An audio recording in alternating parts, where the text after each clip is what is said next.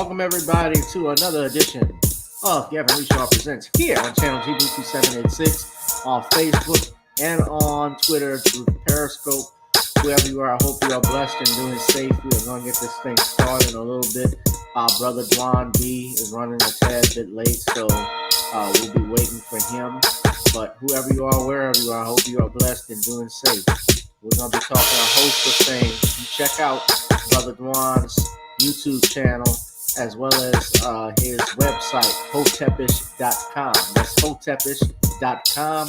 And also, let me if I spelled that right. I spelled it wrong. Sorry. Hotepish.com.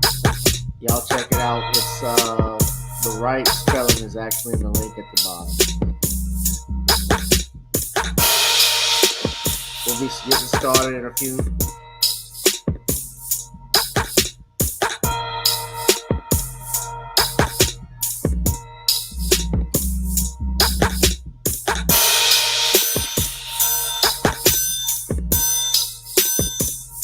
Get that likes up. Share this live stream. We're going to be going in tonight on a host of issues. You don't want to miss.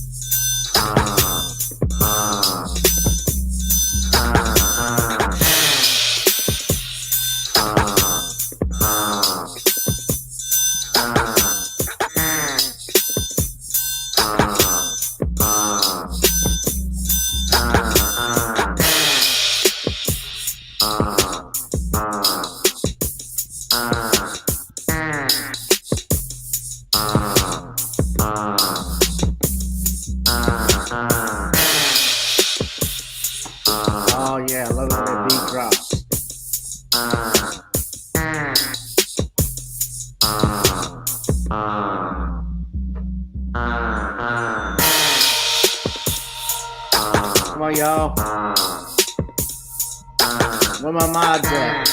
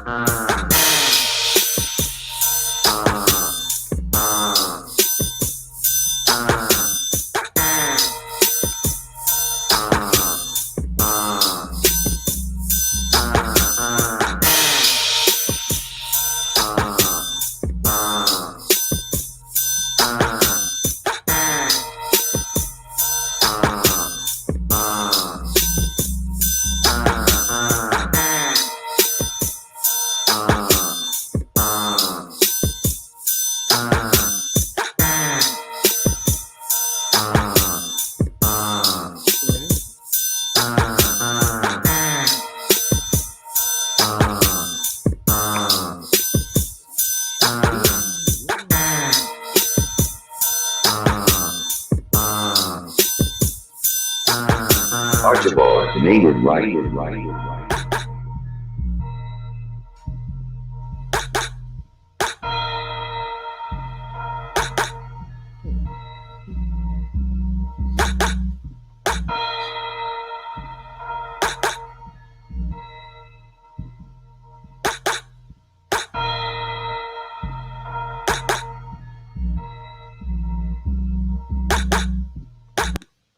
we're coming back in a second. We're just waiting for Dwann Brown, our brother Dwann B, from his YouTube channel, Dwann B, as well as his website, Hotepish.com. And you know him from Kraig Facts. We're just waiting for him to come in. So we're going to give him a few more minutes. You guys stay tuned. We'll be right back after this break.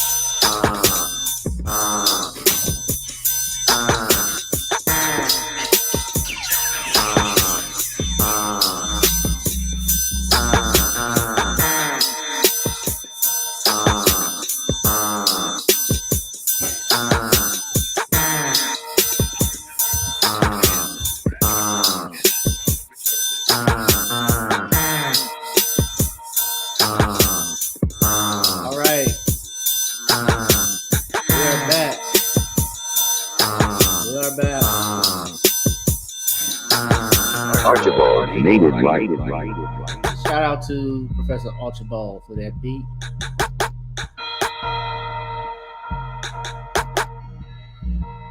Come on, we're getting heavy in here.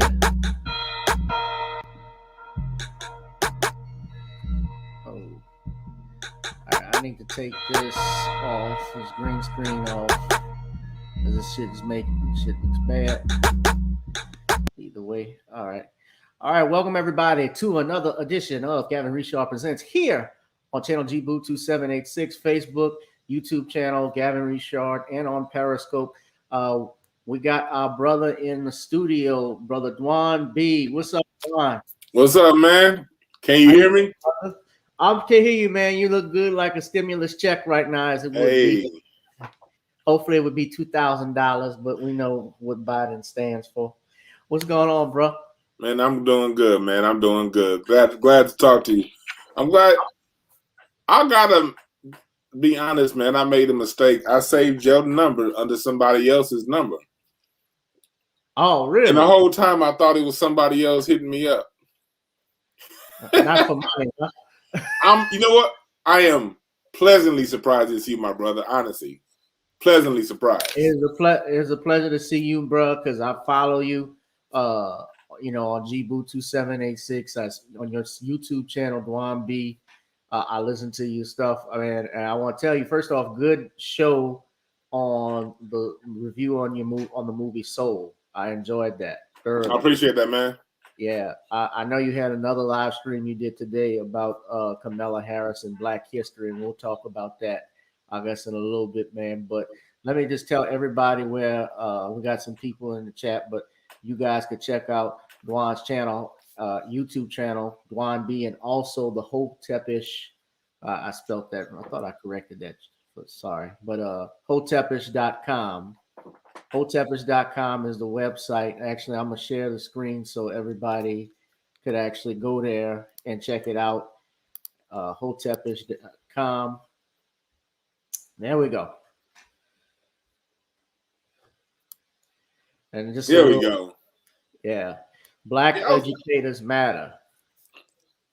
I was like, why is Gavin emailing me when somebody else's? I'm supposed to be doing somebody else's show. But I'm good to see you, Gavin. Like I said, man, I appreciate it. See you too, bro. I had to have you come on when you said some crazy shit last time, because how we were introduced, for everybody that knows, was through our brother Ron Hurd of We All Be News. Shout out to brother Ron. I know he's listening somewhere in Memphis in the bathroom, but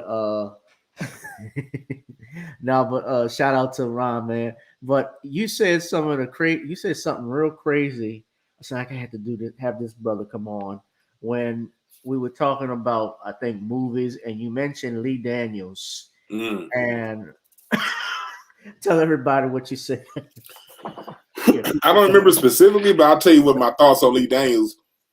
And people like him, it's like Hollywood looks for the most broken, decrepit, screwed over by their own family, black people they can find to put money behind.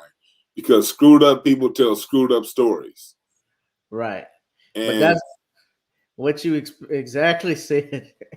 And I kept laughing throughout the whole show because I couldn't get over it. But you said that Lee Daniels, something along the effects that Lee Daniels shit probably looks like pushed in soda cans. Oh yeah.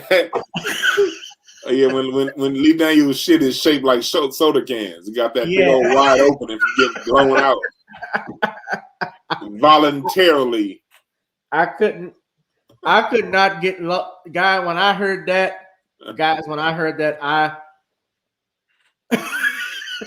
and Glitter Road just said, I can believe that. Yeah, man. Yeah, man, it's funny we mentioned that because with Lee Daniels, and I'm thinking even of Tyler Perry lately. Because a lot of stuff has been going on with him, and I saw Tariq's video live stream yesterday about the BET special that he did. Did you ever see that? No, I heard about it. I couldn't watch it, man. Like just the same reason why I can't watch a Tyler Perry movie. Wasn't interesting. Right. I mean, I just had no interest in it, and he brought the woman on, and I'm not even. He brought this woman on to this scientist, I believe, a black lady, talking about the vaccines and the way she broke it down. Let me play it for everybody. I guess we could get into this. Um, Hold on a second. Let me just show you if I can find it. But the way she talked, she brought it down. It felt like it was a blaxploitation film. Like the when she was talking, dated. Come on, honey. She was talking to us like the Popeyes chicken lady. Yeah, exactly. And I call the spike protein the gangster. Oh, let me put it. This is it here. Hold on. That's the one that gets in your cell and makes you sick. And so this is what the technology did. This is so dope. So what they did was they said, what if we made a vaccine that was just an mRNA coding only for that little gangster spike protein? And what if we could introduce that into your body, right? And then have your body develop an immune response that then remembers and recognizes it when it actually gets the virus, right? And so the way that it works is I kind of like to think of it as your friends and your homies in your neighborhood, right? So you get this mRNA vaccine, right? It's wrapped up in this little lipid layer that gets it into your cell. Once it gets into your cell, this vaccine, it's the contractor. So it tells the cell, we're going to make these spikes. You start making the spikes, right? But then your body goes, whoa, wait a minute. This is not supposed to be here. Let me call security. Let me call in, all my people. And that is your immune response. So you have these cells called macrophages. They come in to swoop up the cell, but not before your body sends a message to some of these immune cells, like your T cells and your B cells, to create that memory so that when you see this virus come after you later, then you know what to do. So I kind of think of it like, when something happens later, you already got the vaccine and you have these antibodies waiting for something to pop off, and you got the T cells looking around to see what's happening. Then you get hit with COVID, right? But the T cells remember now. They have some memory, right? So they're going to sit back and your head is shaking in embarrassment. That is not who I think it is. And then the antibodies been waiting for something to pop off, and they're like, no. And they just rush. And that's really what Yes, belongs to me. I tell you what you can and can't do with it. Do you understand what I'm saying? I didn't say I was leaving. Shut up! Now you go and sit down. I want to talk to you. Anybody thinking about leaving here is going to find my left foot swing up their ass. Do you understand it? What? Shut up, you junkie whore! I'm talking to you. And those two bitches that left, they better learn to sell pussy in Iceland, because if I ever see them again, I'm going to cut their fucking throats. Was that Denise Nick? Was that Yahora from Star Trek? It looked like her. But go ahead, Dwann. Yeah, like they make it seem like we're stupid. Black people aren't taking the vaccine because we know we don't know how it works. We ain't taking it because of Tuskegee, and we read books like Medical Apartheid. Hell, Medical Apartheid had cases as recently as 2015 in the book about them fucking with us in these hospitals. So they're gonna bring her out here. She's talking like one of John Shaft's homegirls, and she's running and she's talking as if we stupid, as if we need somebody to talk to us. Like she sounds like she sounds like an extra in House Party.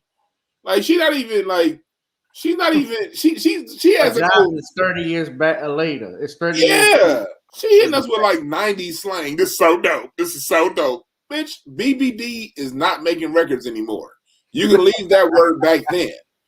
And they got her doing that, and this is very insulting because you're not. And first of all, black people don't need a vaccine. We need economic reparations. We can solve all those problems when the money starts flowing our way. But they're trying to push us to a vaccine and having somebody talking like she wrote music for SWV back in the day saying it. This is some bullshit. Yeah, well, let me say this. I'm not an anti-vaxxer myself because I have family, I have family who are in the medical field and explain it to me. But damn, I mean, y'all had to talk to people like that. Like you talking like I wouldn't even say House Party. My thinking was probably around Baby Boy. She was like Benson's friend. that was getting fucked on the phone, getting smashed. Yeah, yeah, but no, man, but I was like, I was just sitting there, just looking at it. It was just cringeworthy how they were talking. Now I haven't seen the whole. I didn't watch the whole presentation or special, and like Tyler Perry. I can say this too in regards to his movies. If his special was anything like his last movie where they had all those messed up wigs, especially that one he was wearing. And I mean, look, Tyler Perry is worth what, $500 million or more. He just bought a new studio. You would have thought he could have afforded some wigs, man. He got stuff. He got that stuff out of Party City or some shit, bro. You think he can afford writers? Like he try to write all that shit himself. You can't look. Art is a team project. You don't get any extra points for doing something all over by yourself and it's trash. No, dumbass. You should have hired somebody. I know. I'm not gonna call him a dumbass, but I'm not gonna give you people. He don't really. He said he wrote that last movie. He wrote it all himself and all that stuff. I don't give you any extra credit for being selfish with the project, and then our project turned out to be bad. You have a lot of money. You have a lot of funding behind you. You can pay writers. You know what I mean? You can pay people to edit your shit.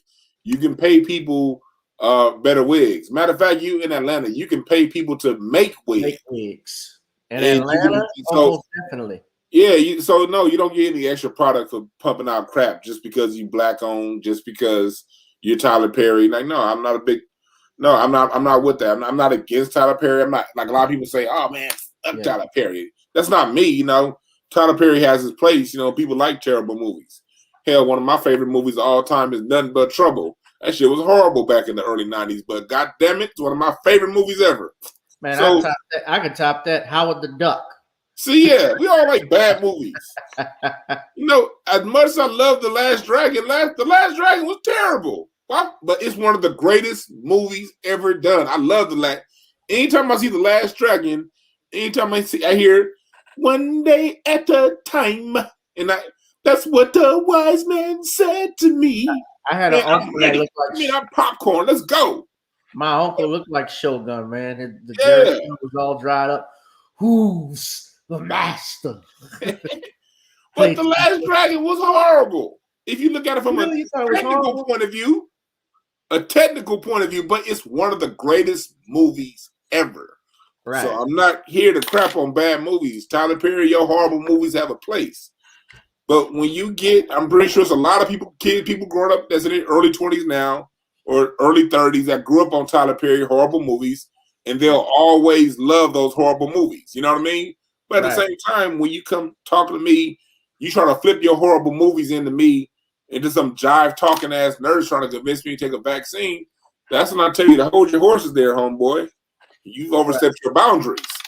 Well, what I say too about Tyler Perry, he's from my city, New Orleans. I know his story about being homeless.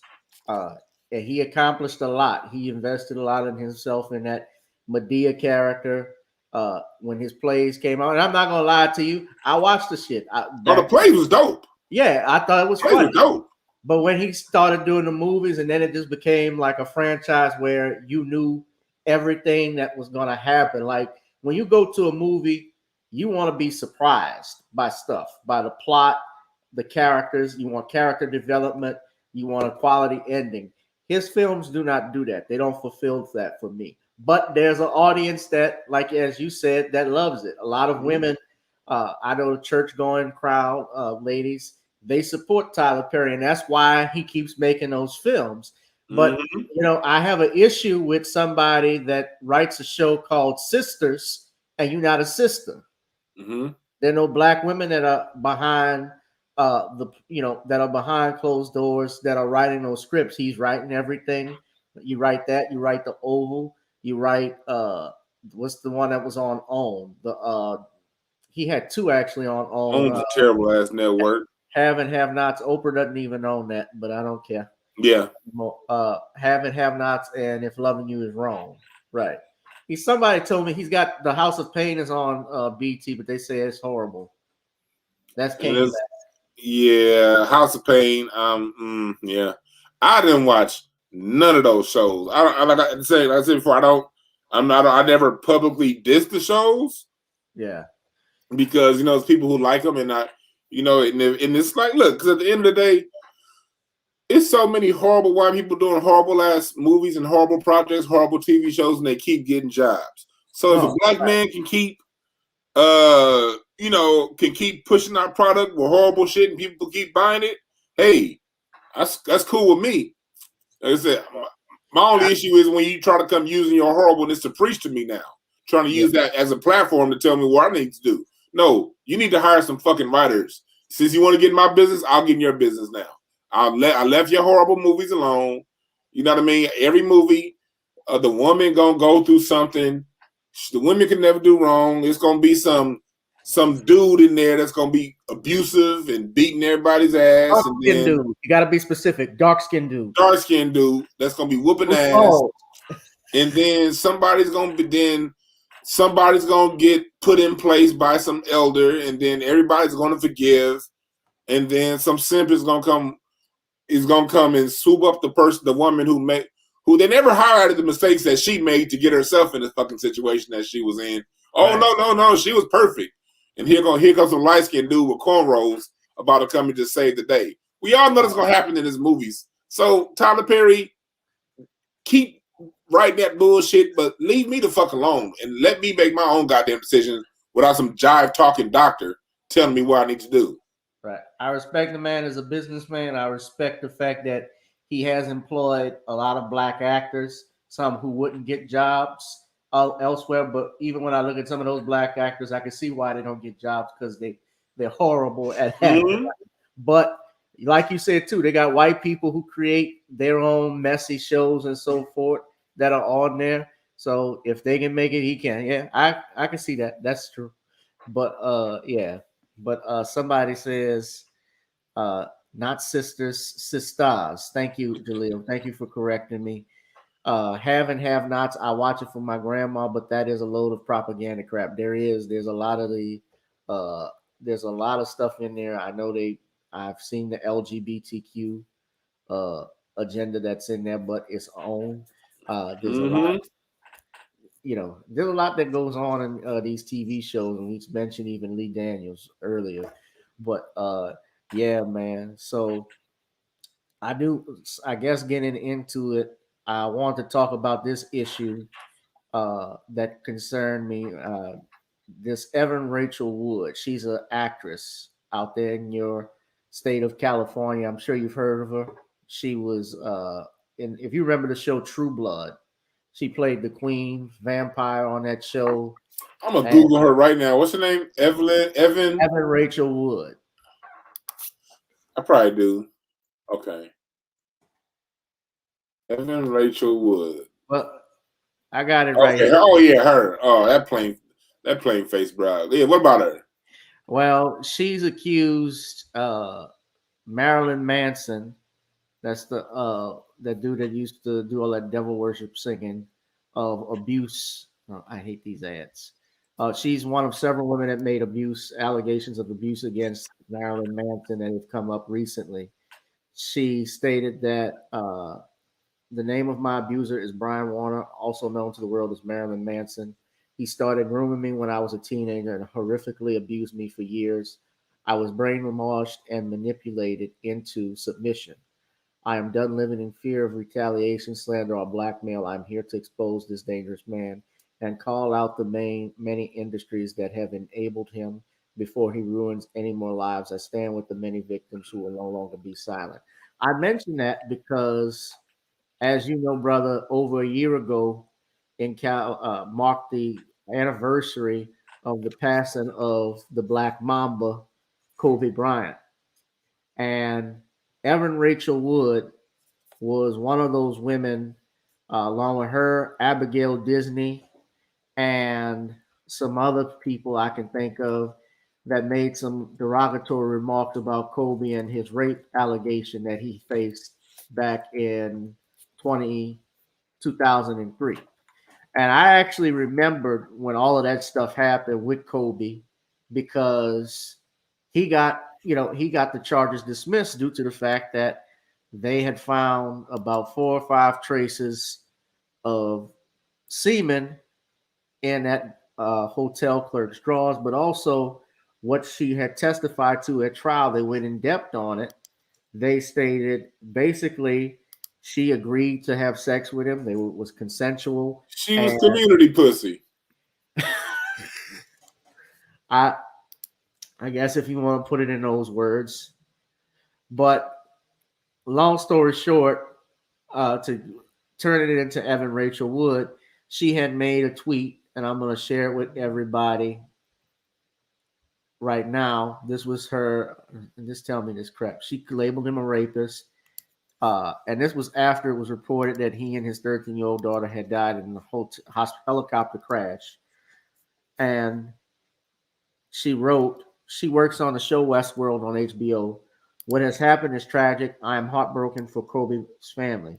He was a sports hero. He was also a rapist, and all of these truths can exist simultaneously. So I say all of that. She got a lot of flack for it, and shout out to our sister, Kyle, the girl from One on One, Kyla Pratt, because she went in on her. She says, Evan, we met as kids, and I grew up in the same industry as you, and have admired your work from afar these past few years, on camera and off. But this tweet, how fucking dare you? Shout out to her. Accusations are not evidence. But yeah, essentially, and this was, of course, at the part where the Me Too movement, last year is when the Me Too movement fell apart because Joe Biden was running for president, and, he had his accusations, Mr. Touchy McFeely, over stuff. And that's really when the Me Too movement died. So now you have this actress who I really never paid much attention to throughout her career, but I knew of her. And she's made these accusations about somebody she was with actually for several years. And even when she was a teenager, never said anything about it. Now, all of a sudden, she's calling out attention to Marilyn Manson. And this is after Kobe Bryant's incident. This is what she said. So I just find it real interesting that now you want to come out with a Me Too allegation. I look at it. Look, I don't believe her. I'm gonna say it flat out. I don't believe white women at all. They've abused their privilege of accusations. I don't ever believe white women, and I'm very unapologetic about that. That's something that they use as a tool for leverage when they don't get what they want, and it doesn't happen to them. Yeah, it happens to them all the time. White men are hella rapists. Hell, black people learn rape from them white motherfuckers. So yeah, white men do things, but I just whenever whatever's going on between her and Marilyn Manson is white on white problems. That's the way I see it, because she like as for her to say that about Kobe Bryant and now come out, I heard like what happened with Me Too and a lot of the stuff. You have people who look. I'm out here in LA. I'm in Hollywood. I'm in LA. LA and Hollywood are two different things. First of all, for y'all people who ain't from here, don't conflate LA with Hollywood. We way different. I grew up in the Crenshaw district. Crenshaw district is only at nighttime when the clubs are open. It's only a 20-minute drive from Hollywood, 15 minutes. But we way different. But me being a comedian and entertainer and a drummer, I'm always in the Hollywood environment. Right. And you see it. These people be pimping their kids out to these celebrities. These young girls, these girls be coming around 15, 16, 14, claiming that they're 19. I mean, it happens all day, every day. Look at her. She looks like a toothpick. Marilyn Manson was a star at the time. What did he need to do anything like that to her for? It's a good chance she was throwing it at his ass, because that's what happens all the fucking time out here. Yeah. And then she turned around. Now she regrets she didn't climb the ladder the way she thought she would. Now it's a problem. No, I don't know. I don't believe all victims. I believe a lot of victims, but I don't believe these ones in Hollywood, the ones that are still acting, the ones that are getting roles, and the one or the ones that once got roles and they're no longer getting roles. Now they got to go back 20 years to talk about somebody. No, they've abused their privileges. They've cried wolf too many times. I don't believe him. Especially her. She looks like Macaulay Culkin. No, I don't believe her. My guess is she kind of looks like Captain Marvel, but Captain Marvel is cuter. Y'all look at this. Well, first off, you messed with Marilyn Manson. Enough said. At that point, like Marilyn Manson was always twisted. Yeah, and he took his name after Charles Manson or some stuff like that. Yeah, man, I never messed with him. But Marilyn Manson ain't ever been shit. I mean, look, he even looks like a twisted version of Andy Warhol. Yeah. And that's her there. So I think you insult Macaulay Culkin by comparing her. Damn. Those some cool glasses he got, though. I like them glasses. I like them shades he got on, man. I want those shades he got. Yeah. I want those shades he had, Marilyn Manson. Right. And I think they were in a relationship for like several years. So she met when she was 18. Yeah. If you with somebody that long, it's over. Like, what are we supposed to do? Okay, you're mad. You know, you want to go back. Okay, the time that you stayed there, you're like, look, you're a white woman. People believe you. You had the whole time you were with that motherfucker to tell this shit, and you didn't. Now that it's all over, even if it happened, I just don't have the compassion for it. I'm sorry. And I'm a very compassionate person, but when I heard to say from people like that to use Kobe Bryant's death to bring up accusations that were unfounded for a black man to get off and not be found guilty of rape when accused, when charged, that means that nigga really didn't do it. Because America can't wait to put a black person in jail, especially if they have a higher profile for things like that.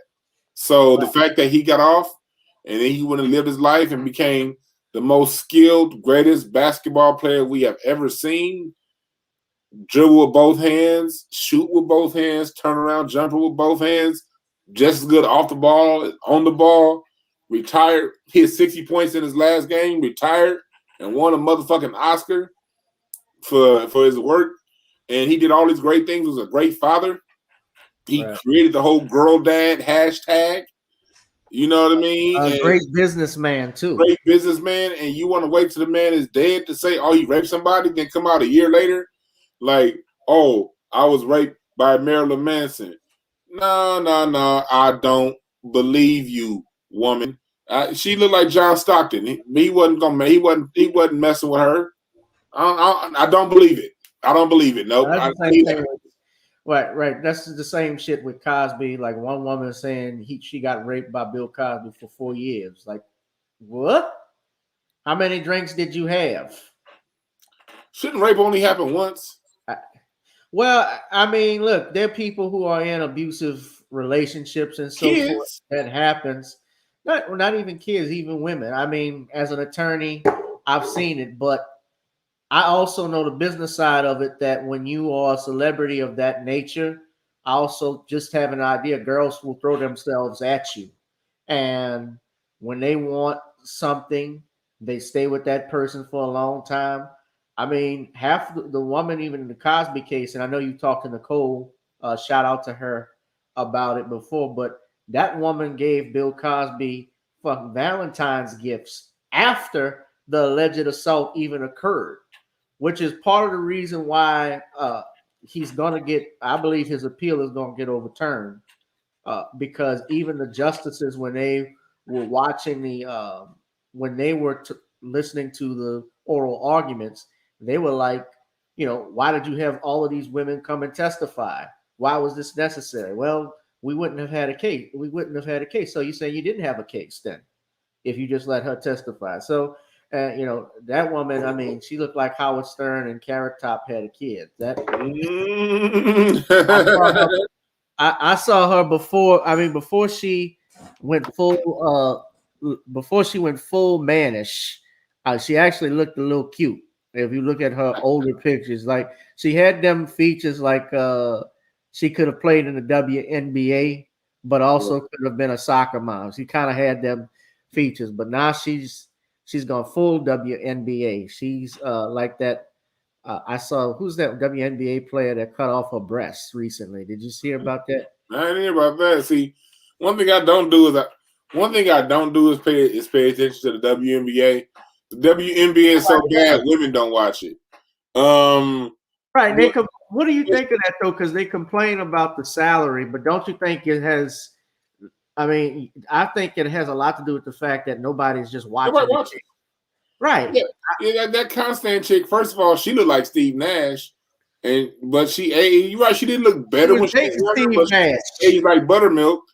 And even she was dating Steve Nash too, bro. Yeah, I know she used to date Steve Nash. They looked like twins at the time, and now she got that. Now she looking more like old Howard Stern, and so you have that dynamic going on, and what we just like we had the you said the WNBA. Like I don't, I like basketball. Basketball is my number one sport. I coached it. I've gotten players to the NBA, to Division I college, and I love basketball. I've coached girls too. And I had a great time coaching the girls. But look, WNBA is a horrible product, and for them to complain about not making enough money and not being underpaid is because nobody watches you. Look, you can't compare yourself to what the NBA players get paid. As a matter of fact, NBA players are underpaid. Let me say that one more time. NBA players are underpaid. How am I going to say that? Because they have a salary cap, but owners don't have a revenue cap. You feel me? So they cap LeBron James out at $60 million. When you look at Lionel Messi over in soccer, that motherfucker getting paid like $400 million a year. So LeBron, when you look at the amount of money, me, I'm not even a LeBron James fan. I think he's soft. I think he's overrated. He's a media darling. But at the end of the day, he makes the media a lot of money. He makes people billions and billions of dollars. And to cap his salary at $40 million is criminal. It's criminal because he actually generates that. WNBA, nobody watches that shit. Like nobody. Like no one. Have you ever heard somebody, as much as you watch sports, say, "Hey man, did you see that last second shot by such and such woman player yesterday for the LA Sparks?" The answer is no. And matter of fact, I followed that up with, why the hell are the Sparks playing in Staples Center? Man, they need to be playing at a high school arena somewhere. Ain't nobody out watching that shit. They could probably make more money if they play their games in high school gyms. It'll lower their revenue. It'll lower their costs, and it'll fit the amount of fans actually paying to see that shit. I remember going to a women's basketball game once when I was a teenager, and my mom had tickets. I think it was this was college basketball. My mom had tickets, and my dad. We were all there with some friends of hers from work, and the woman brought her son, and they asked him, "What you think about the game?" And the boy was like, "I don't give a damn. They all girls." I'm like, wow. I bust out laughing. But, a lot of, as men, I'm just going to be real. We like looking at pretty women. We like looking at gorgeous women. So I'm not saying that there aren't some WNBA players that aren't fine. And, of course, there's some that's talented. Do you know Dwight Howard's girl? He has a girl in the WNBA? She's in the WNBA. I don't know, like Candace Parker, she fine. She beautiful. But I'm still not going to watch. Jalil, somebody in the chat room, Jalil1814 said it. He said he watched the WNBA from time to time, but the only women's sport he watches is tennis. I'm with him right there. I'm not against women's sports. I love tennis. I love women's tennis. When the Olympics come around, I love women's swimming. You know what I mean? I love, I'll even watch a little bit of the women's hockey matches that come along for the World Cup. There's certain women's sports. I'm not against women's sports. Let me make that clear, people listening. I'm not against women's sports. But at the same time, the WNBA is horrible, all right? And I hold no apologies for saying that. I can see better competition and a more exciting game if I go. I'm in LA in the summertime. I'll just go down to the Drew League. Matter of fact, I'll go down to my old high school, Westchester High School, and watch one of their high school basketball games. I promise you, it's going to be more exciting than anything going on in the WNBA. Yeah, Tia Cooper. That's Dwight Howard's wife. Okay, yeah, I've seen her. She's fine. Yeah. But this is Laisha Clarendon. She's transgender. She plays for the New York Liberty. Yeah, she had her breast removed. So, question: if she transgender, shouldn't she have to make the real NBA instead?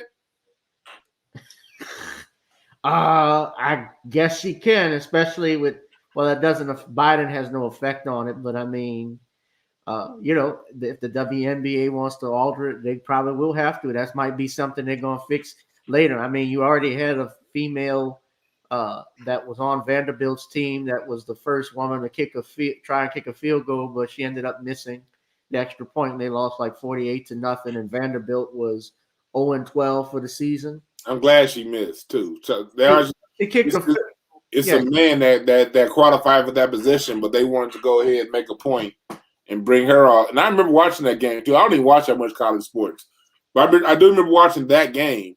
And I'm thinking, like, man, they really are parading this, trying to really push an agenda here. Like, it's funny how it is when it comes to black folks. Anything that we're good at, we have to always qualify and meet the highest bar. You know what I mean? But when it comes to anybody else, they lower the bar and give them opportunity after opportunity. So if that woman want to be a transgender, now she calling herself a man, kick her out the WNBA and send her to try out for the Clippers and see if she make it. Then we'll see how much of a man you are right now. If you want to kick the field goal, let's see you put on all your pads and play defense and offense and see how long you'll last. And I think the Vanderbilt team, they boycotted their game because of that. Mm-hmm. One of their final games, they boycotted because they didn't want it. Again, I'm not against women playing sports at all, myself either. I think Venus Williams is one of the greatest athletes of all time. I damn sure love looking at her, especially back in the day before she had the baby and so forth. When she wore the cat suit, remember they banned her from wearing Serena that. Used to be not. I don't know what Serena looking like now. Serena she used to be very pretty, but is she having like face surgery? Black women, stop having that face altering surgery. That's for Armenians and people who want to get black features. That's not for black people. Face surgery. Serena Williams looks terrible now, and she's my favorite tennis player of all time. I love me some Serena Williams. I've seen every single match every single major that she won, the Grand Slam that she won, I saw live, watched it live. Even the Australian Open, getting up early in the morning watching that shit. You know what I mean? Yeah. I love me some Serena, man, but that new little whatever she doing to her face, oh my gosh, she's starting to look like former Dallas Cowboy Dexter Coakley. I don't what happened. She used to be so much prettier.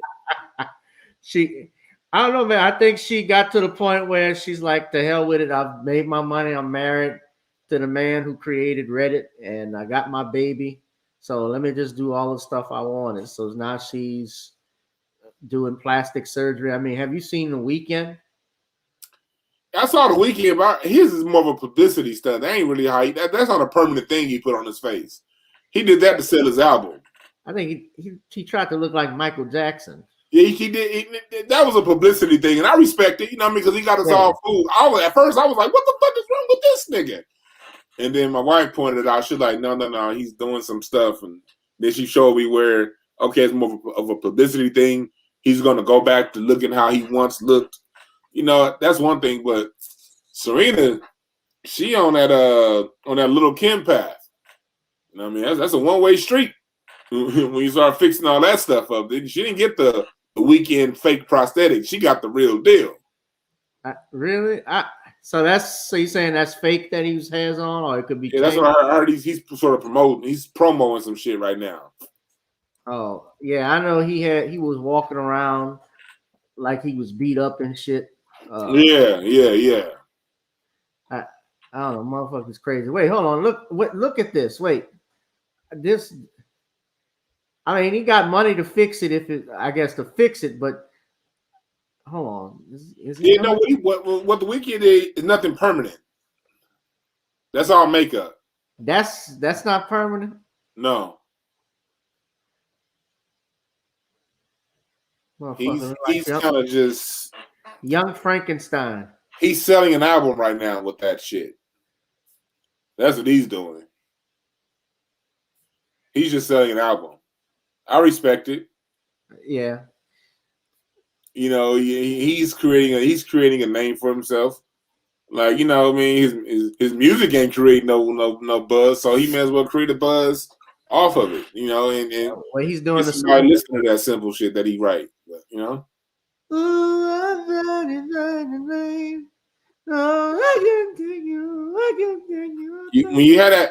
When you have that plastic R&B that's not the real soul, you gotta resort to gimmicks.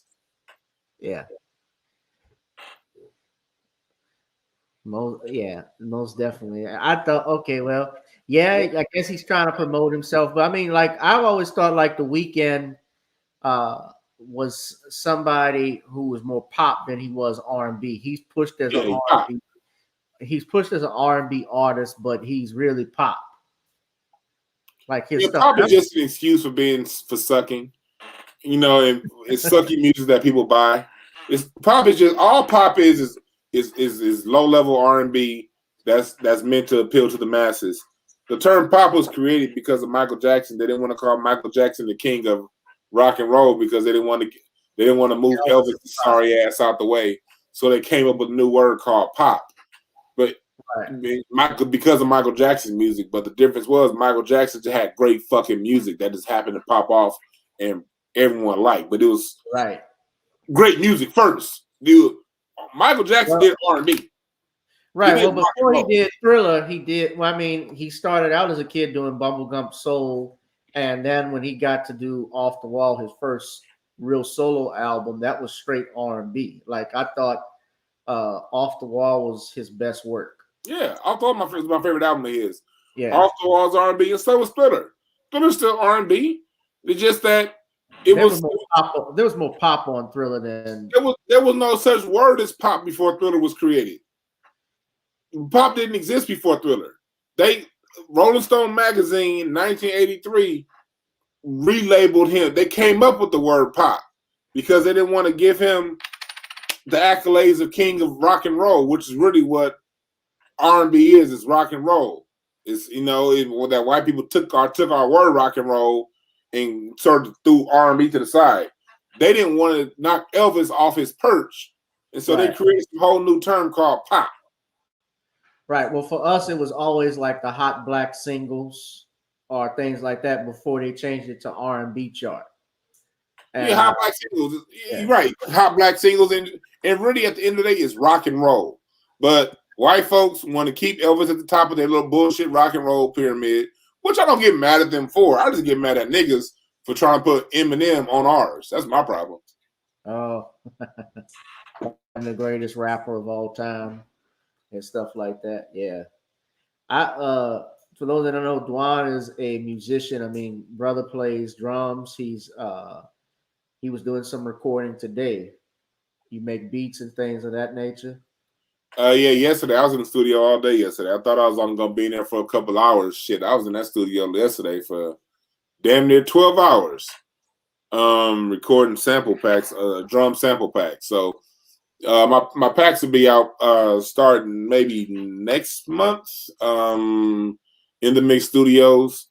Sample packs, that'll be me. That'll be my sound on the drums, because the way cats record now, they don't really, pull in a band like in the day. Back in the day, you had a band that would play whatever, behind whatever they're singing. Now, then in the 90s, you got into the sampling. We know with the keyboards and all that shit. The wave now is basically getting live samples. So a lot of times when you hear a song with the live drums, it was just a live sample that was looped in 4 bars over and over that. So that's what I've done. I'm behind some of that sound. When you hear like a live drum sound, they'll buy some shit that I laid down in the studio and put it over their beat. And yeah, so that's what I'll be doing. Most definitely, yeah, man. Yeah, when you get your drum packs out, let me know. I we blast that stuff, and also, Yes. I play a little drums myself, and I write lyrics. I got a song that's actually coming out real soon, and I'm real happy about. So I That's will what's keep up. all of y'all posted on when that'll be released, but it should be soon. Now, earlier I was putting this up because there was a hashtag that started a couple weeks ago called "Biden and Racist Women," and I had shared that.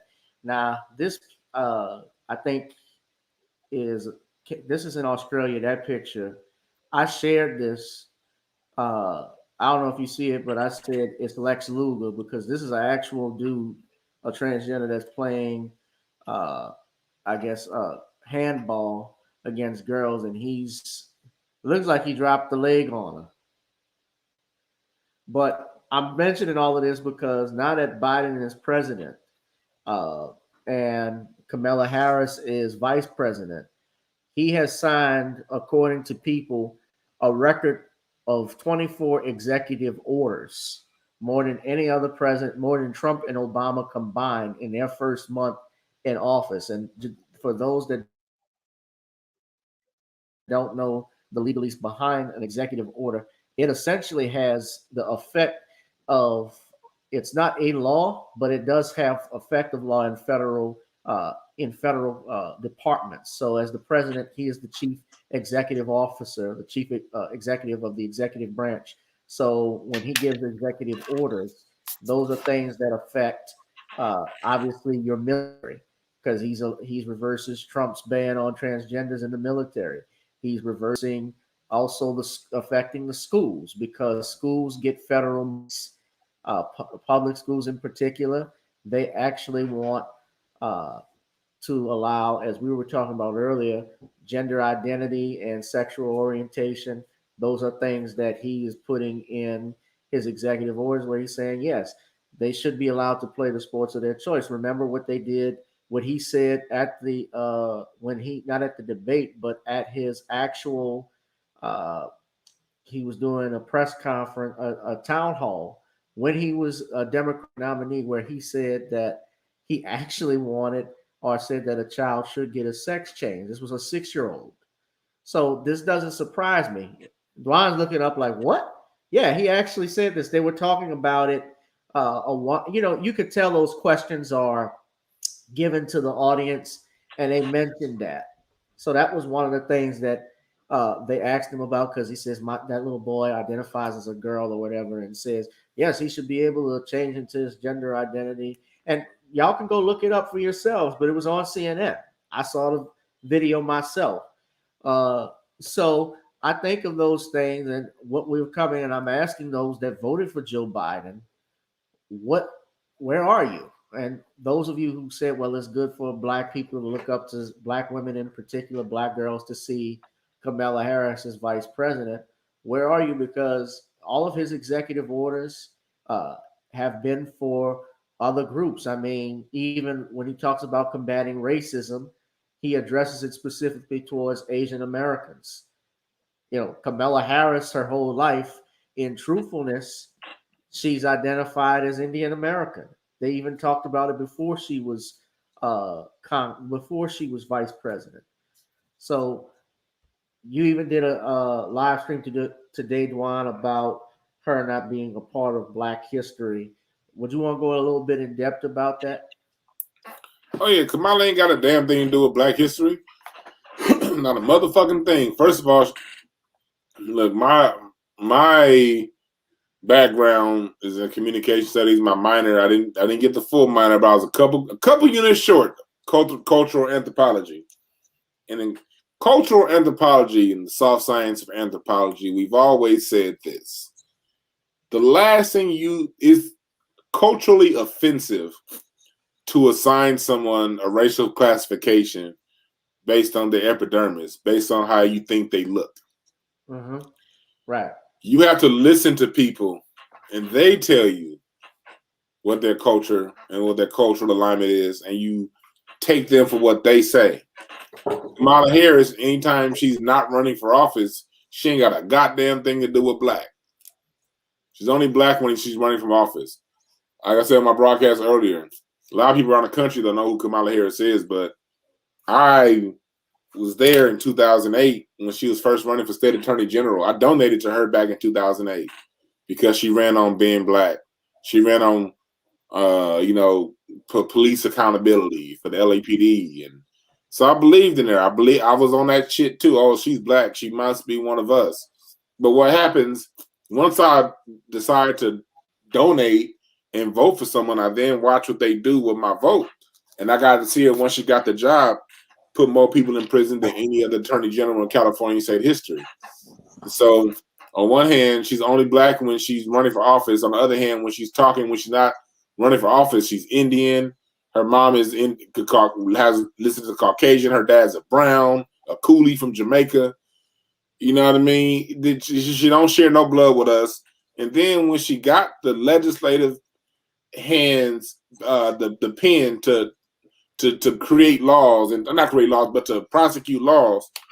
Someone here talk about the mortgages. She didn't prosecute Steve Mnuchin, who was Trump's Treasury Secretary. Right. He fucked up the One West Bank thing when he illegally foreclosed over 90,000 people, mostly black. Didn't prosecute that, but she put black women in prison for not sending their kids to school and kept black people in prison longer than their terms so they can fight some fucking forest fires. You know what I mean? So not only is she not black by blood, she's not black by her action, because black people in America, by our cultural history is a cultural history of love and kindness and respect and looking out for one another. And she didn't do that. We've always, when it comes to us, we take care of us. You know what I mean? And we've had a lot of politicians who, even though they may not necessarily have taken care of us, they didn't overtly harm us. She not taking care of black people wasn't enough for her. She had to be worse on harming us than white men. Mm-hmm. That ain't one of them. That's not my sister. Yeah. I think with a lot of people, we get caught up in this symbolism bullshit. She's a Howard graduate. She's an AKA. And I mean, I know white boys that are Omegas. Hubert Humphrey was an alpha. He was an alpha. He was vice president under Lyndon Baines Johnson. Yeah. So they've always, even Eleanor Roosevelt, if I'm not mistaken, is an honorary AKA or honorary Delta, one of those two. So they always allowed whites into those organizations in different groups.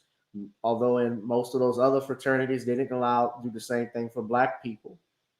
I know that much. Mm-hmm. But people I think are caught up in the fact that she the first black woman, and I want my daughter to look at this, and that's all great to have symbolic things, but what are you getting out of it from a substance standpoint? Because when I'm looking at these laws and these executive orders that you're trying to pass for LGBTQ, hell, even illegal immigrants, let's look at that. These are people who break the law to enter in this country. I'm not saying that, people can come here legally, that's one thing, but you got people that are actually not American citizens that are going to be part of the United States Census. I'll even go back to the symbology part that you said. Okay, this for the people, because some people, it's too deep to get into politics. Unfortunately, I've been realizing this, Brother Gavin, that when you get into the policy and politics, well, politics is really that's too deep for some people, unfortunately. So right. Even if they want to keep it on the surface level, do you want your child? Because if you hold someone up as a hero, that's the first black person, that means you're putting them up for someone to study. You're saying, okay, children, black child, she's someone you need to admire and learn more about.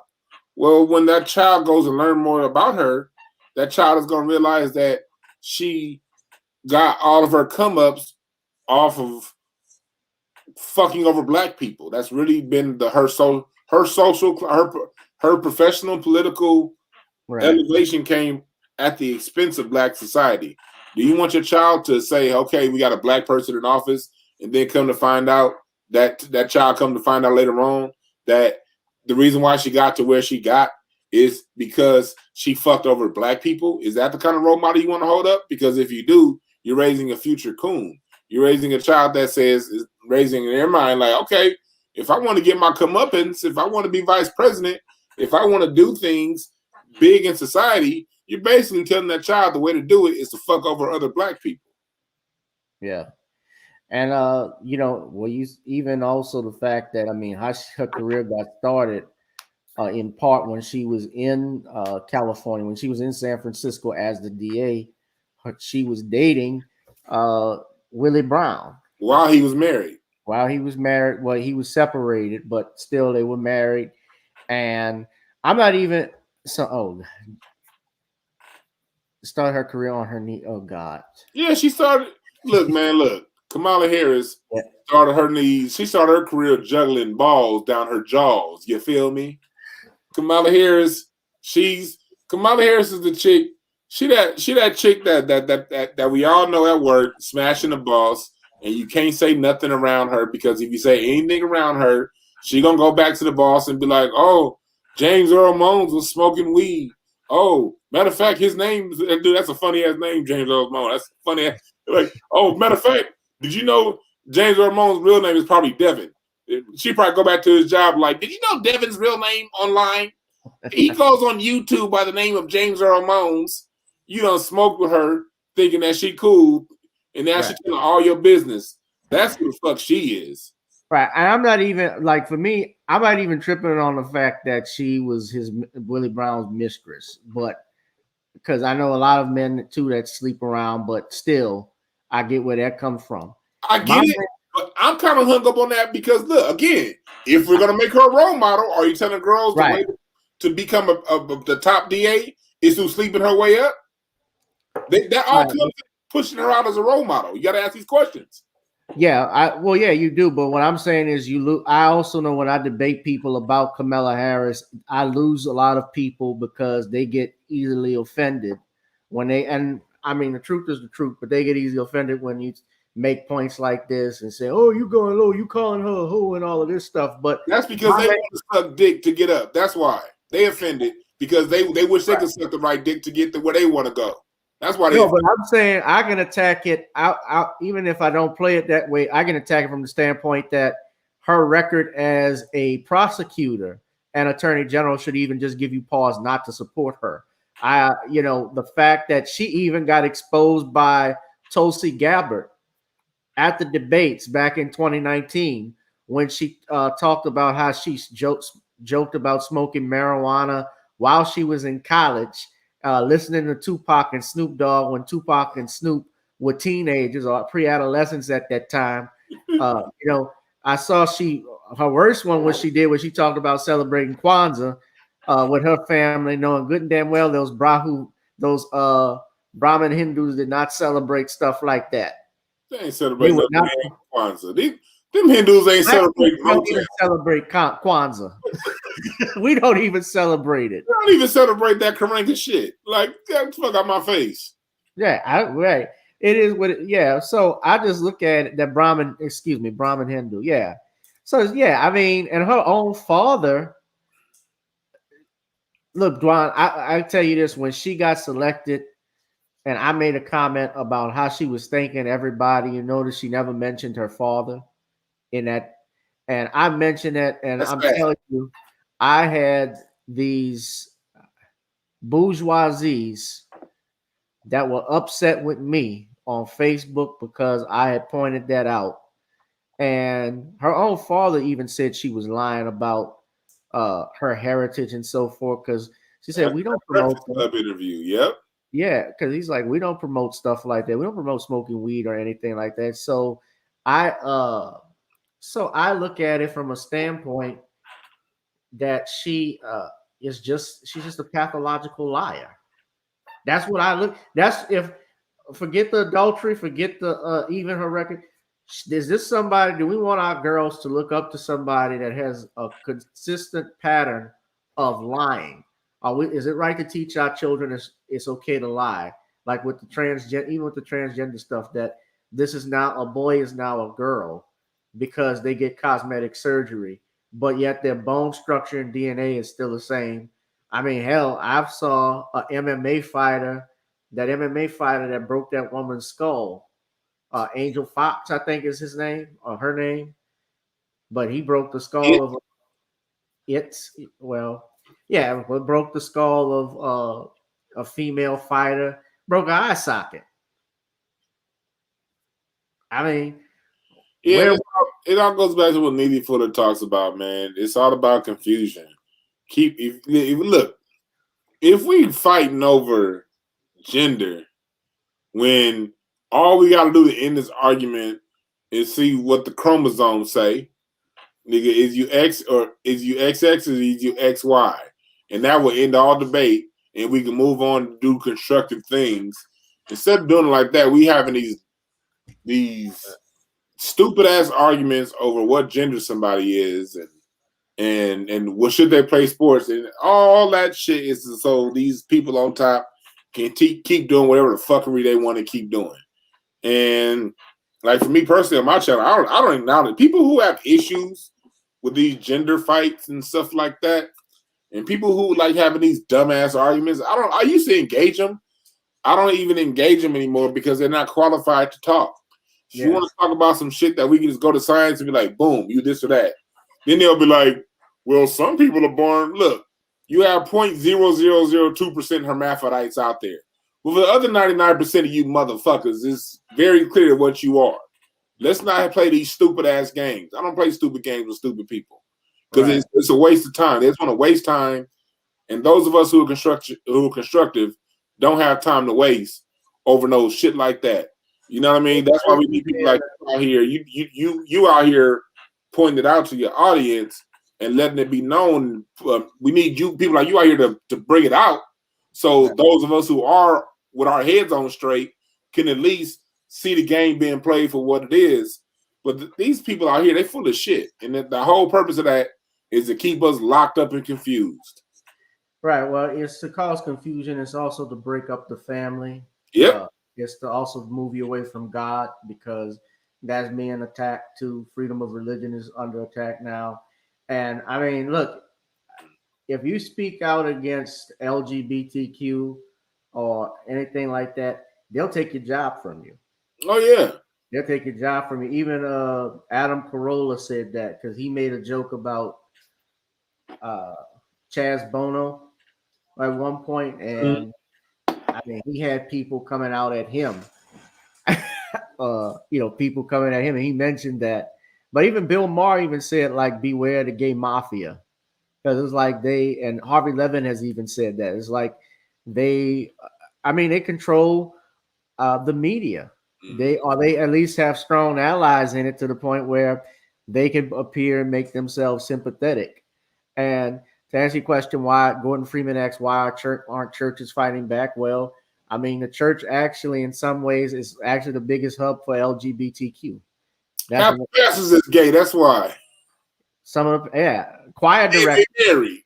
But another reason why too is that a lot of them get monies from the government. They also get money from people, and so they don't want to be too controversial because they know they'll lose followers. They'll lose, half of their revenue. So that's why they just don't want to speak out now. But sometimes you just got to call it what it is and suffer. I mean, hell, you got to tell the truth and shame the devil. It is what it is. People have put it on the line before because they stood for what's true for. They stood for God. Rosin says that's crazy, fucking absurd. They pronoun is ridiculous. Jalil said, how many hermaphrodites have been talked about over the last 50 years? The last one I heard of, I don't want to say this is true, but they used to say Jamie Lee Curtis. Yeah, Jamie Lee Curtis. We all heard that. I heard that just like I heard who is it? Richard Gere had the gerbil up his behind. Yeah, I heard that one. Yeah, but that's a good point. We've all heard Jamie Lee Curtis. We're not saying she is. Just some shit. Right. I'm not saying she is. I've just heard that. I mean, and Living Color used to make fun of Richard Gere. You remember that Super Bowl special they had? And Damon's character was like, I love me some Joe Namath because he said, this is who I am. I'm out here. I do it the Broadway. And then David Allen Guerrero's character says, now hold up a second. You can't say that about David about Joe Namath. Joe Namath is married. Well, so is Richard Gere, but you should have seen that gerbil in the wedding dress. And they edit that out of every broadcast of In Living Color when that special comes on. But that I remember that like it was yesterday. Yeah, that shit was funny. That episode was funny.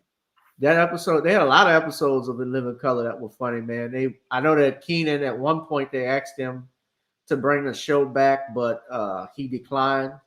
Do you think we would ever see shows like that? Like that on Chappelle? Not on mainstream TV, not on cable, but on the internet, yeah. You know, on the internet, you'll see some dope.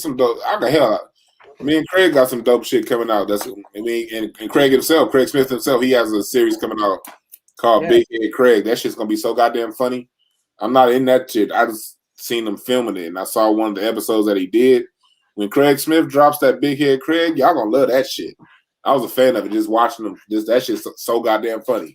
But you're gonna have to watch that online. You know, online you know some like out here in LA. I can't say too many things. I've seen some projects people are working on recently. Comedians that people like. When that stuff come out, yeah, it's gonna be really hot. It's gonna be super funny talking about that stuff. Me and Kraig got another series that we have coming out pretty soon.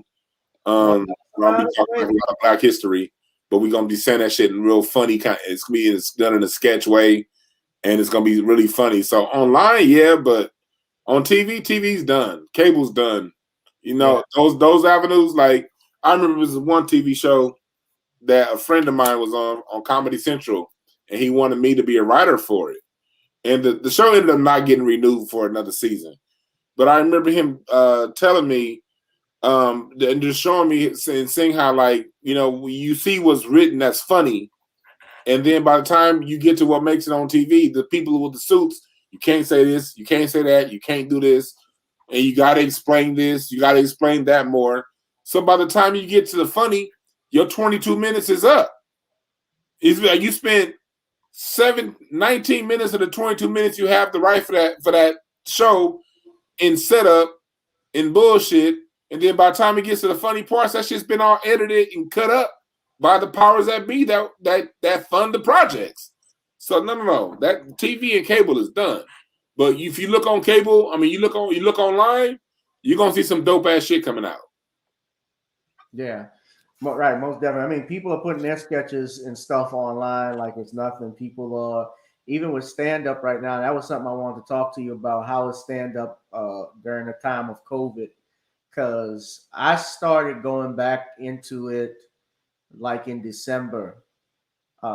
We had a show in Baton Rouge that I did that I enjoyed. But I know clubs were shut down because we were on a damn lockdown practically everywhere, and some people got innovative. I don't know if you know this, brother, but you should. Boogie B Bontrail. Oh yeah, Boogie B is my dog. Yeah. Yeah, Boogie from New Orleans. Yeah, Boogie actually he had his venue that he was doing online, like he was live streaming his stuff. I mean, people have gotten creative. You see, like you think that might be the new state, or you think we'll go back and pack the clubs again? Both. Yeah, shouts out to Boogie B. I remember when he first moved to LA from New Orleans. That was when I first I had just started comedy when he moved out here. And Boogie B's a good dude. You know, I run across him on comedy clubs out here. And I wish much success for him because he's a funny brother. Yeah, but the comedy is still gonna be around. You know, the comedy clubs, one thing I do like is it kind of moved the comedy clubs out the way because the comedy clubs had over the last 20, 30 years got too much power. They forgot who the fuck they were. Comedy clubs forgot that you're just a place that sells drinks. That's all a comedy club is a bar. Right. The comic comes in, and my job is to stay funny long enough for you to sell as many drinks as possible. That's what a comedy club is. These motherfuckers done thought over the last 30 years, they done took over and they became gatekeepers over who gets to even get a shot to get looked at. You know what I mean? So the COVID shut a lot of these comedy clubs down. A lot of these comedy clubs are going to go out of business, never to come back. And I'm happy for that because they weren't doing right by the comics leading up into COVID. So all you are is a glorified bar with a stage. If you want to make your money moving forward, open up a bar and get some other form of entertainment, or pay some respect to these comics. Because out here in LA, comedy, like when I do the Laugh Factory, when I used to do the Laugh, like places like that, I'm not even gonna mention. But this Laugh Factory Comedy Store, Hollywood here in LA, and you're a comic that's just going up on stage, you don't really have anything popping on TV, or you're not, some mainstream headliner, they're gonna pay you less than $30 to perform for that 20 minutes. While they make all that money. You know what I mean? That's if they pay you at all. Most of the time they're free. So comics perform for free at these comedy clubs. Not only do we have to perform for free, when the TV shows came around, NBC, whatever promoter, whatever booker that wanted to do a new comedy show, when they come around, you cherry pick. This guy's funny, this guy's funny, that person's funny. Out of the 5 people you chose, only one of them is actually funny. The other 4 is just sucking the right person's dick. And that's who you put out there, and people wonder why shit ain't funny no more, because the funny people never get a chance to be seen. So the COVIDs knocked out a lot of these comedy clubs never to come back, and now the people get to decide. And they get to go online, and then you get to throw these comedy shows online now. Like, I got some shows coming up pretty soon now. I'm gonna be doing some live streaming, some comedy stuff too. I just can't announce any of this shit. I don't like announcing anything until it's signed and done. But I will be doing some comedy stuff that's online for everyone to see. The COVID's changed the way it's done. So you still will have your comedy clubs around, because at the end of the day, hell yeah, if Corey Holcomb come to town, I'm going out to go see him. You got to see Corey Holcomb live when he comes to your town, or Kevin, if you're a Kevin Hart fan, or Cat Williams. Yeah, I want to see them live. I've seen I've seen Cat Williams and Kevin Hart when they came down for their tour here in Louisiana. Kevin Hart, I think that was when he was doing the Let Me Explain tour, and I saw Cat Williams. And Cat Williams, I could tell you, the minute he came on to the minute he got off, that little motherfucker, he brings the heat. All the time. He brings it all the time. Kevin was pretty great too. But Cat Williams, I mean, I was tearing myself up in stitches. Something I did learn too, Dwann, when I started out doing comedy too, because in Louisiana, we don't have comedy clubs down here. I think we're trying to get one across the river, but I was living in Baton Rouge. There was this place called the Funny Bone, and it was a Funny Bone in Baton Rouge, and then the other one was all the way up in Shreveport. And I wasn't going to drive the hell up there if I wasn't going to make no money from it. But I was young starting out, and we had some places that did open mics and so forth. That was fine, but this was the only comedy club. And I noticed that all the people that would get on, just like you said, when you talk about gatekeepers and stuff, no matter how many times I showed up trying to get myself on there, just to even do 5 minutes on their worst night, I couldn't get on. On their worst night, Thursday night was their slowest night. Friday nights was a little packed, but Saturday nights in Baton Rouge, that was their big night. That's what it is. Right. And they ended up even eventually going out of business anyway. Good.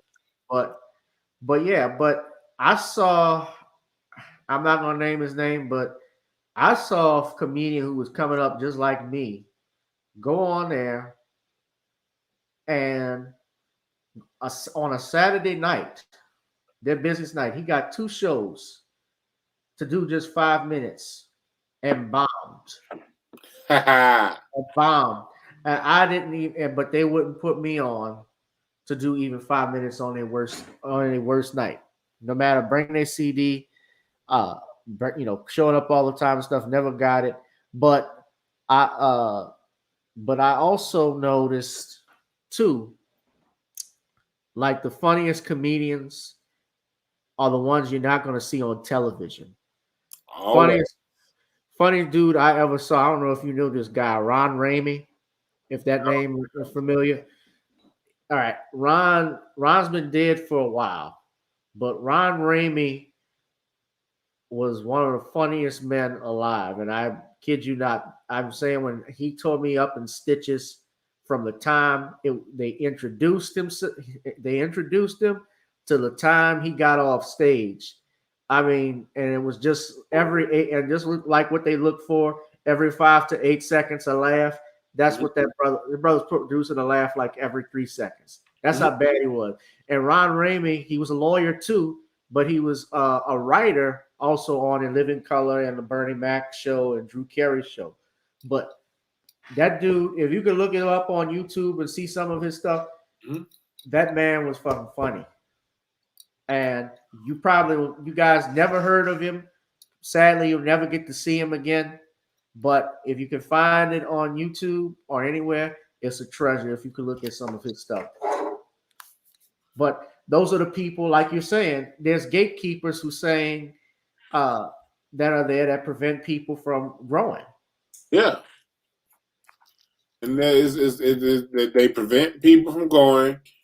And they're all out there. Like, you know, it's a whole bunch of funny comedians that the masses will never get a chance to see because they didn't impress a certain gatekeeper. I remember, so, you know, like me in comedy, I've always cracked jokes about everything politically. And it'd be the black comedy club bookers that don't want to hear political comedy, even though the audience is laughing. You know, what I think about Joe Rogan, I don't think about Joe Rogan, honestly. He's a comedian. I don't know what to say about Joe Rogan moving to Texas. I never pay attention to Joe Rogan. He's not funny. He's not funny. I didn't pay too much attention to him as well. The only thing I knew him from was Fear Factor. I know he's got his podcast too. He's like the highest paid podcaster in the country right now because he's got like 30 million followers or whatever it is. But I see a lot of stuff that he posts on there.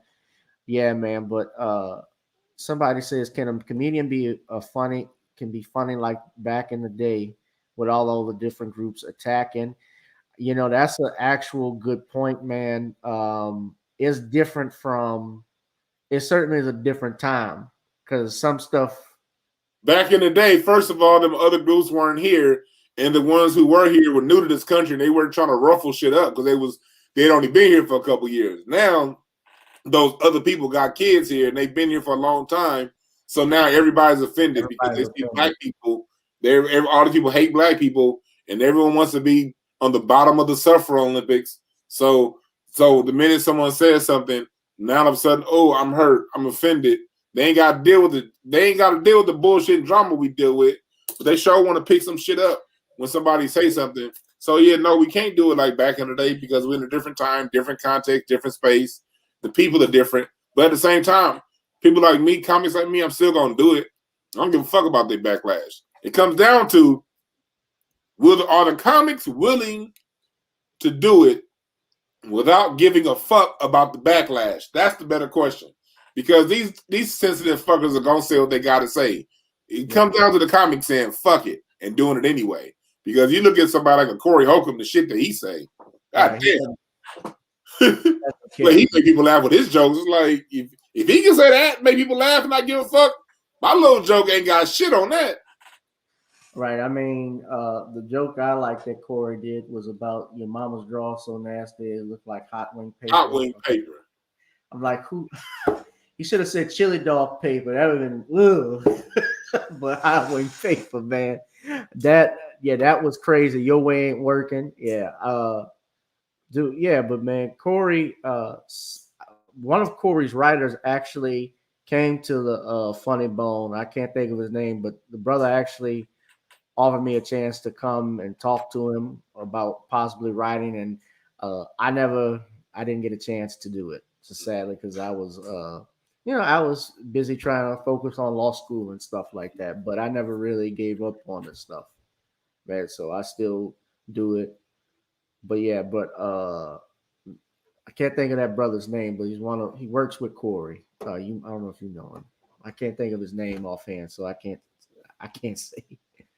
But yeah, but since we talk about Corey, just curious, like that thing you've had both, because I respect both him and Zoe and that situation. I don't know if you want to talk about it, but I mean, how's that going so far with every? I think both brothers, have funny thing. Kraig was trying to give me I was gonna go down to 5150 that day that all happened, and I'm so glad I didn't. Like Kraig was trying to hit Corey up, and shit came up. I think it was already a full panel because I was on 5150 the week before that happened. Right. And at the end of the day, Corey has his. I encourage people to go back and watch Kraig Facts. We interviewed Corey Holcomb and we interviewed Zoe. So we got both to say their point of view from their side to get everything fleshed out. And I thought both brothers did well. When I heard Corey's point of view, I totally understood why he did what he did. When I heard Zoe's point of view, I understood Zoe's reasonings for his reactions to certain things. You know what I mean? So I'm not gonna get too much into it, but just once I saw the two brothers react, I look at it like this: they said what they said. It's on them to work it out, and it's on us as viewers and watchers and fans to learn whatever we can learn from it and not get involved in their drama, because their drama is their drama. You know what I mean? A lot of people don't like the way it ended. You know what I mean? But at the end of the day, we as people got to stop looking at the people just because they make us funny, laugh, or they give us some information as something separate from us. They fuck up like we fuck up. Take whatever entertainment you can get from them, use it for yourself, and don't get too involved in the drama, because the drama is not yours to inherit. Right. My whole thing is, I just wish that those brothers, did it have to be public? I was just my thing with it. I wish that it could have been handled and squashed a little more privately, but it happened. I wish both of them the best of luck. Corey actually, from all I know, and I've never met him, but I've only known him through Twitter, but I followed him and he actually followed me back. And I said, "Oh man, thank you for following back." He's like, "No, I show love to everybody," because he seems like a down-to-earth brother. We were just talking about comedy clubs. Corey Holcomb's given me and other comics more. He shared his platform with us quicker than a bullshit-ass black-owned comedy club that only seats 150 people here in the city. You know what I mean? You got these little bullshit-ass promoters out here that are scared of what somebody like me might say and don't want to share the little punk-ass night. But then you got someone like a Corey Holcomb that has an international audience who's free and willing and open with his platform. So, that part right there, when the one part about the whole exchange I didn't like was when it was kind of say that Corey don't help people out. Like, no, sharing your platform is helping out. Now, what you do with that is on you. You know what I mean? But, it's a lot of young comics in the game, a lot of comics who don't have the exposure, who don't have the shine, who Corey saw something in and shared his platform for over 100,000 people with you. His platform is bigger than most of these bullshit comedy specials that they try to get us to film. You know what I mean? And I'm saying everybody get a damn comedy special too. I'm like, what the hell is it? Like the woman that made that girl that did that impression of Donald Trump. Netflix gave her a fucking comedy special. I'm like, really? Yeah, like James Ormond just said in the chat room, sometimes people in your life are just a season. That's true. And Corey does try to tie truth to a brick and throws it at you. He does. But, I look at Zoe and Corey. They had a great run. Look, like they was together for over 10 years. Like most shows don't stay together that long. And yes, it's unfortunate that it happened in front of us, in some ways. But when I heard Corey's reasoning as to why he did it in front of everybody on Kraig Facts, based on what's happened with him in the past, I'm not saying I would have done it that way, but I respect it. Because I know I've been in situations to where I publicly embarrassed people online, to where people were out looking and they were like, "You shouldn't have done it that way, Dwann." But they didn't see the almost year I was trying to get some of this shit done behind closed doors, and the person wasn't acting. And the only way I knew how to get what I needed done was to call them out in public. And on the surface level, it was a bad look. But at the end of the day, I got what I needed to get done by doing it that way, because behind closed doors, it wasn't getting done. So when I went through that personal experience myself from my situation, I learned then not to judge other people's public situations, because my public situation could look very bad from people who didn't know the backstory. But once you understood the backstory, and saw why, and there was a good reasoning as to why I did it, and it all worked out in my favor.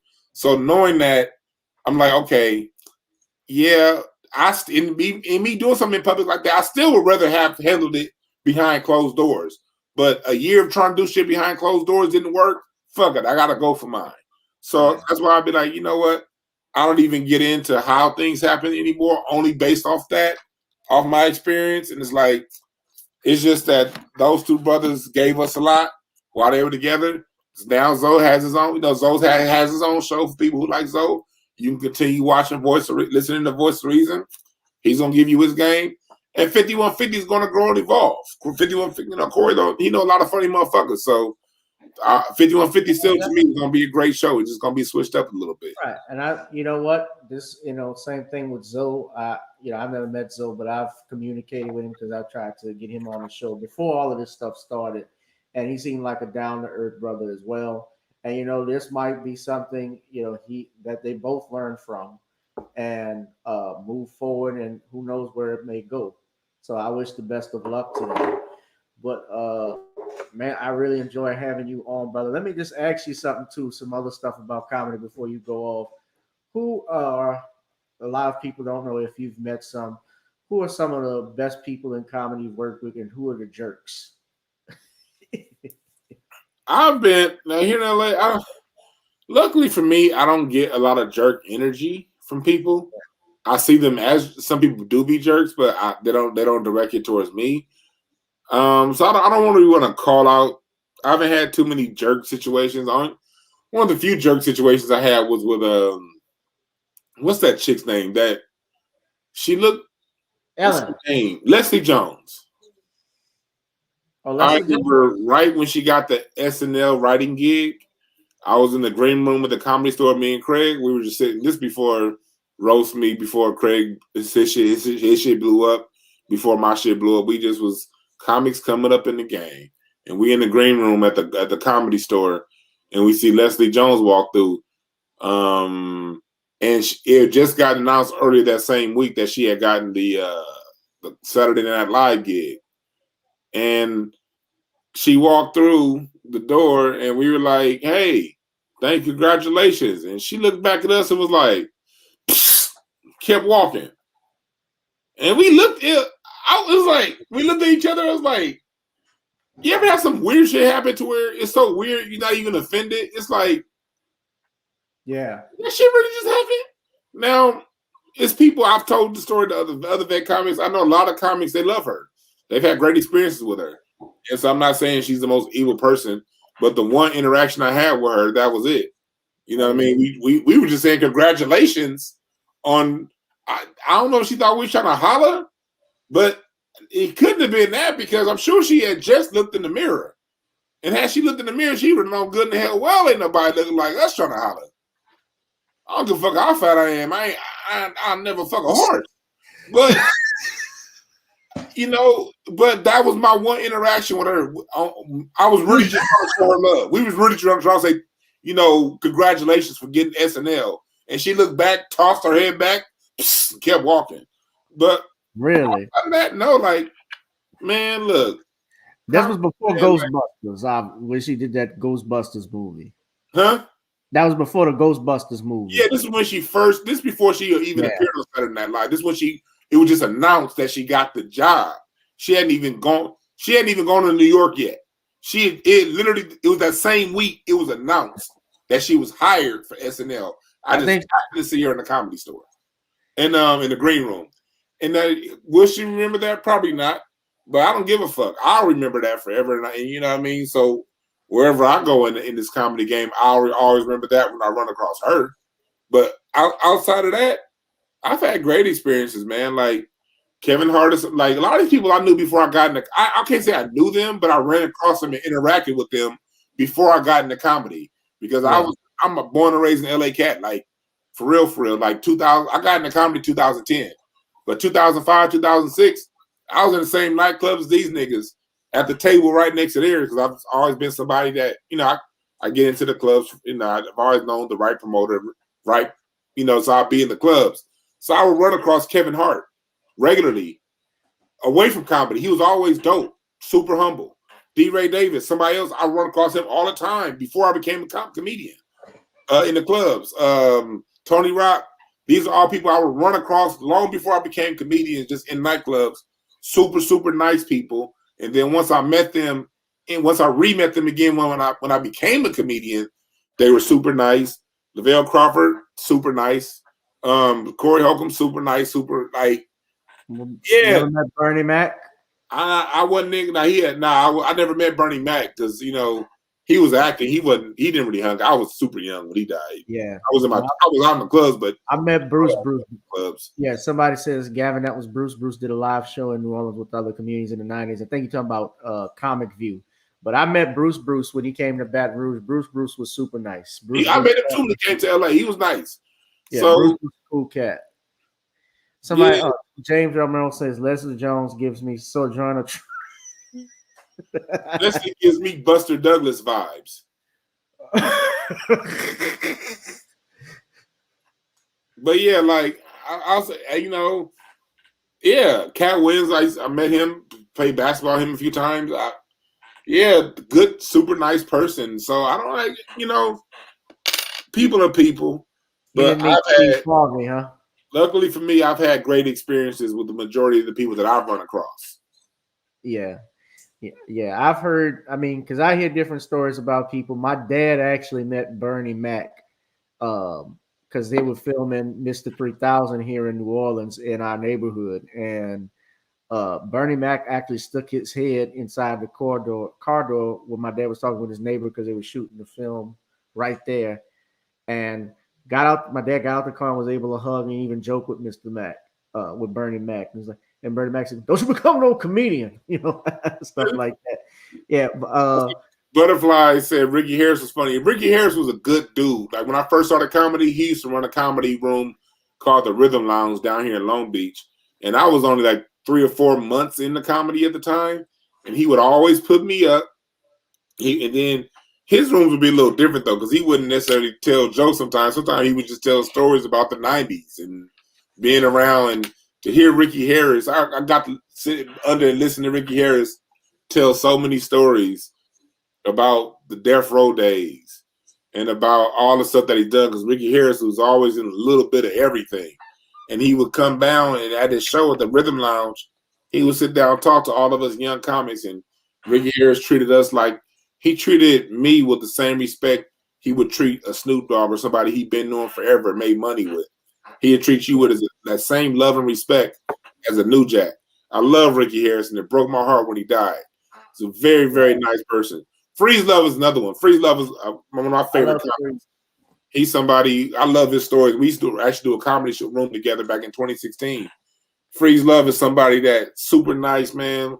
If comedy was about funny, and if these comedy clubs gave a fuck about funny, Freeze Love would be touring it. If Netflix and HBO gave a fuck about funny, they would have bought Freeze Love's last special that he just filmed. The shit is so goddamn dope and funny. Yeah. Eddie, you know who's one of my favorite comedians of all time? Uncle Eddie Griffin. Oh yeah, I love Eddie Griffin. OG. I love Eddie. I want to meet Eddie Griffin. One of my OGs in comedy, Mark Prince, is somebody who opens up, who's very close with Eddie Griffin. He be sharing with Eddie Griffin some of my tweets and shit. And Mark was like, Mark, man, if there's anybody I want to meet, I want to meet Eddie. I never met Eddie Griffin. I know some of his circle, and I've had conversations with cats in his circle about, man, we gotta introduce y'all. But I look forward to that day I meet Eddie Griffin. Yeah, Eddie Griffin. Somebody asked, what are your thoughts on my boy John? Asked your thoughts on Patrice O'Neal. I say gone too soon. Gone too soon. Dope. I never met him, but dope. He was a beast. Dope. You know who else was a beast? He died young. Robin Harris. Robin Harris is my favorite. He's the reason why I even became a comedian, man. Robin Harris, he was the first celebrity death that broke my heart. He died when I was 9. And that was the first celebrity death of my life.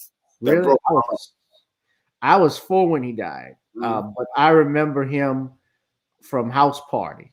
So as a kid, you watched all of that. I was like, oh man, he's so funny. I get to see him again. But we found, when you're a kid, you don't know anything about life and death and so forth. So you see him all the time. And I remember when they had Faison Love doing his voice for the Bebe's Kids movie. But yeah, man, but that was shit, that's classic stuff right there. Him, Richard Pryor, I love Red Fox because Red Fox was great with with jokes and how he would set things up. If the Pilgrims had killed bobcats on Thanksgiving, we'd all be eating pussy. Stuff like that. Yeah. Bernie, Bill Cosby. Yeah. A lot of people, honestly, with Bill Cosby, his comedy, I didn't really care for his himself special is the only thing I remember watching as a kid, and the Cosby Show. But I wasn't really into him. Me neither. Stand up. But I still respected him because. And I still support him. He didn't do that to that. He don't need to be in jail. Free Bill Cosby. Most definitely free Bill Cosby, man. Got railroaded and got fucked over by that corrupt ass. I'm going to say it, even though I'm a lawyer, that was a corrupt trial. Hell, look, bro, look at my old videos. I actually interviewed Tom Mesereau, who was his lawyer. He was Michael's lawyer. And he even said, out of all the cases I have tried, and I've tried cases in the Deep South, capital murder cases, he said that was the most corrupt, that was the most biased trial I've ever been a part of. I've never seen anything like it. I've never seen anything like it. I looked at it. I had friends that were at the trial, like Nicole, and the shit that they said. And, like you had that one woman, like the judge was allowing just too much stuff to happen. Like that woman who was actually on the Cosby Show, but she's now no longer some type of failed actress. So she comes out with her titties marked up and yeah. That was all screwed up. Boston Queen made a good point. Yeah, J.D. Brown, he's a great comic too, and I want to shout out to J.D. Brown, his comedy club, the J Spot. That's the one comedy club you can go to as a black comic here in LA and get some stage time. J.D. Brown's J Spot. I heard it was closed. It's closed, but in my 10 years I've been doing comedy, that shit open and close, it opens and close. And right before COVID hit, this time last year, before COVID hit, he had just announced that he was about to reopen it. Okay, cool. It was funny too because I was there. I was on the closeout show, but my first day in comedy, the J Spot. Now these motherfuckers might book you and overbook the show. You not big. They was all they scheduling this shit's all fucked up and confused. You'll be booked and then get to the show and realize it's overbooked and not get up. They come back to that same club next week unbooked, and then they'll be like, "Hey, do you want 15 minutes?" So.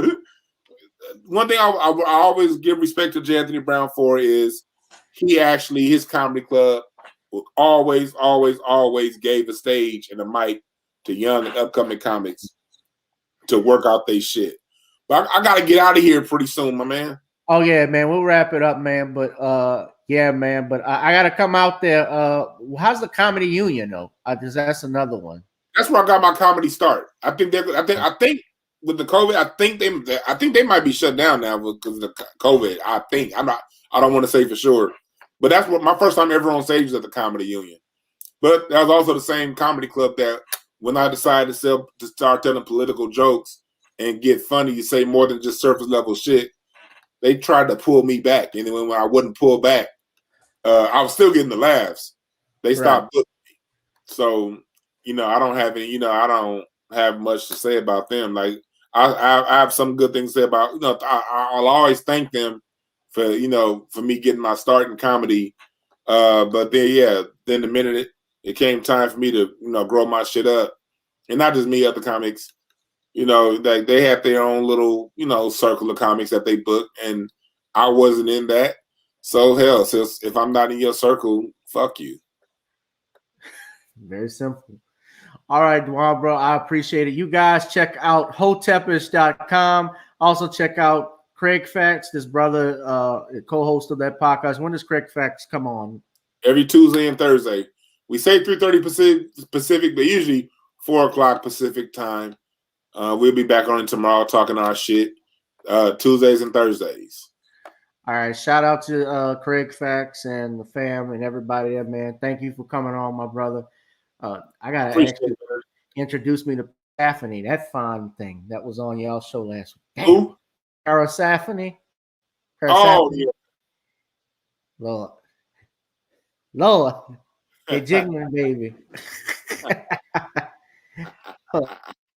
Thicker than a snake. Oh my gosh, she was fine. Yeah, but yeah, shout out to her and everybody else. And I'll